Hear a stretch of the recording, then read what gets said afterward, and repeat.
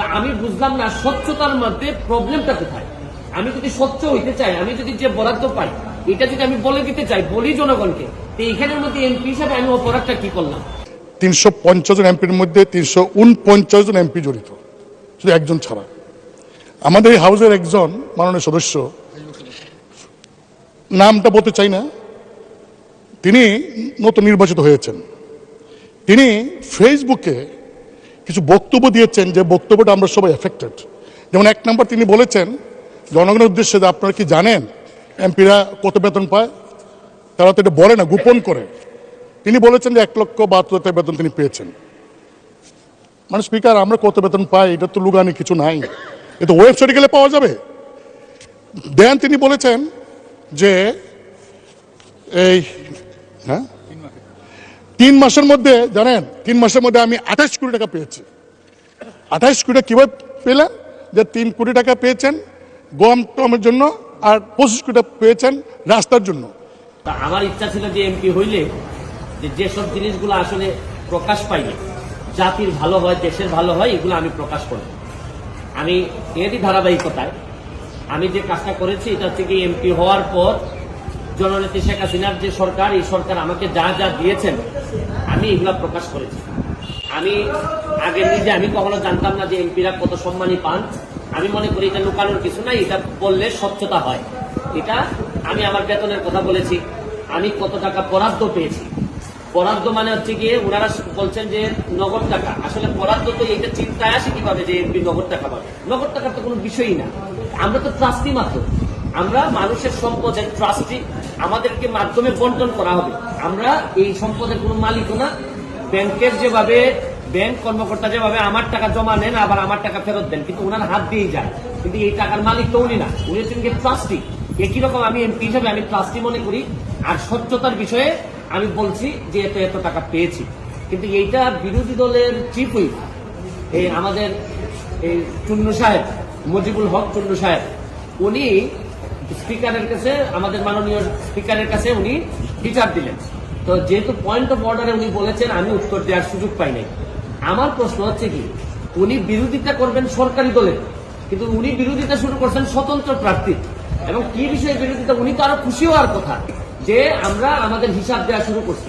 আমার জানেন কালকে আমার এত দুঃখ হয়েছে তারাইল করিমগঞ্জের মানুষের জন্য, যাদের কাছ থেকে উনি এমপি হয়ে আসছেন, যে এই তারাইল করিমগঞ্জের মানুষের কি কোনো অধিকার নাই যে চুন্নু সাহেব এমপি হিসাবে কত টাকা বরাদ্দ পান এটা জানার? মানে ওনার বক্তব্য ছিল যে কোনোভাবে যেন আমি ফেসবুকে না জানাই যে কে কত টাকা পায়। আরে আপনি জানেন যে এইবার মাননীয় প্রধানমন্ত্রী জননেত্রী শেখ হাসিনা আমাদের সবাইকে শাড়ি দিয়েছেন এলাকায় বন্টন করার জন্য। এই শাড়িকে আমি প্রধানমন্ত্রীর উপহার কি আমি বলবো না? মানে আমি কি এটা লুকাই রাখবো? লুকাই রেখে কি আমার কি এটাকে আমি বিক্রি করে দিব? তা আমি বুঝলাম না স্বচ্ছতার মধ্যে প্রবলেমটা কোথায়। আমি যদি স্বচ্ছ হইতে চাই, আমি যদি যে বরাদ্দ পাই এটা যদি আমি বলে দিতে চাই, বলি জনগণকে, তো এইখানের মধ্যে এমপি হিসাবে আমি অপরাধটা কি করলাম? আর আরেকটা জিনিস হচ্ছে গিয়ে, আমি বারবারই বলছি এমপি কিন্তু আমার পেশা না। আমার পেশা হচ্ছে গিয়ে বিং এ ব্যারিস্টার। আমি এখানে প্র্যাকটিস করি সুপ্রিম কোর্টের আইনজীবী হিসাবে। আর আমি কথা দিচ্ছি যে আমি এমপি হিসাবে একটা টাকা হারাম খাবো না, আমার রক্তের মধ্যে হারাম যাবে না। সুতরাং রাষ্ট্রের টাকা, জননেত্রী শেখ হাসিনার সরকারের টাকা, এটা যে টাকা আসবে এটা আমি সবার সামনে তুলে ধরবো। এখন আমার কেন জানি মনে হইতেছে যে মুজিবুল হক চুন্নু সাহেবের হয়তো আমি বলে যে এত সমস্যা হচ্ছে যে উনার মনে হয় রাজনীতি করাটাই পেশা। এটা থেকে উনি সবকিছু নির্বাহ করেন কিনা আমার জানা নাই, কারণ উনার আলাদা কোনো পেশা থাকলে এটা নিয়ে উনি কোনো চিন্তা করতেন না।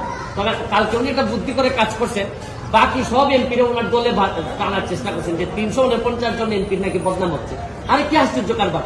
একটা মানুষ এমপি হওয়ার পর তার বরাদ্দ সে বলবে না যে আপনার জনগণের এই বরাদ্দ আসছে, আপনারা আপনারটা ভাগ করে নেবেন? এটার বলার মধ্যে শুনেন, এই মুজিবুল হক চুন্নু সাহেব সম্ভবত এই প্রথম বঙ্গবন্ধুর একজন আদর্শের সৈনিকের মুখোমুখি হয়েছেন।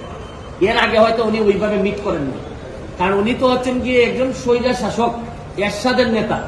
স্বৈরা শাসক এরশাদ, যিনি সারা জীবন এরকম জোর জবরদস্তি আর টাকা বানানো ছাড়া তার নেতা কর্মীদের খুব বেশি কিছু শিখাই যান না। সবার না, অল্প কিছু নেতাদেরকে, যারা অনেক টাকার মালিক হয়েছেন এরশাদের আমলে। উনি তো এরশাদের স্বৈর শাসক এরশাদের একজন নেতা হয়ে উনি বঙ্গবন্ধুর আদর্শের সৈনিকের, প্রকৃত আদর্শের সৈনিকের মুখোমুখি এই প্রথম সংসদে হয়েছেন মনে হয়। এর আগে হয়তো তীব্রভাবে কারো মুখোমুখি হন নাই, এই জন্য উনার একটা গাত্রদাহ। আর এত গাত্রদাহ কিসের? আরে ভাই আমার টাকা এটা। আর আরেকটা বিষয়, আমি যে আমার এলাকায় বলছি যে আমি 29 কোটি টাকা পাইছি বরাদ্দ, আমি কি কোনো কথা মিথ্যা বলছি? মিথ্যা বললে উনি আমার বিরুদ্ধে ব্যবস্থা নেই। আমি বলতে পারবো না, মানে আমি বরাদ্দ পাইছি এটা আমি বলতে পারবো না আমার এলাকায়, মানে কি আমি কি চুরি করতে চাই? মানে বিষয়টা যদি হইতো যে আমি এই টাকা পাই নাই, আমার 25 কোটি টাকা দেওয়া হয়েছে রাস্তা বানানোর জন্য, এটা আমার বরাদ্দ, আমি বলে দিব কোথায় কোথায় রাস্তা হবে। আমাকে দেওয়া হয়েছে মসজিদ মন্দিরের টাকা দেওয়ার জন্য 2 কোটি, এটা আমার বরাদ্দ, আমার নামে আসবে, আমি এগুলা দিয়ে দিব কোথায় কোথায় বরাদ্দ। টিআর কাবিকে আসছে আমার নামে, আমি দিব কোথায় কোথায় বরাদ্দ দিয়ে দিব। আমার শুধু নিশ্চিত করতে হবে এই টাকাটা যেন আমি এবং আমার পরিবার খেয়ে না ফেলে, বা আমার লোকজন যেন খেয়ে না ফেলে। এইটার মধ্যে লুকালুকি কিছু আছে বলে আমার মনে হয় না।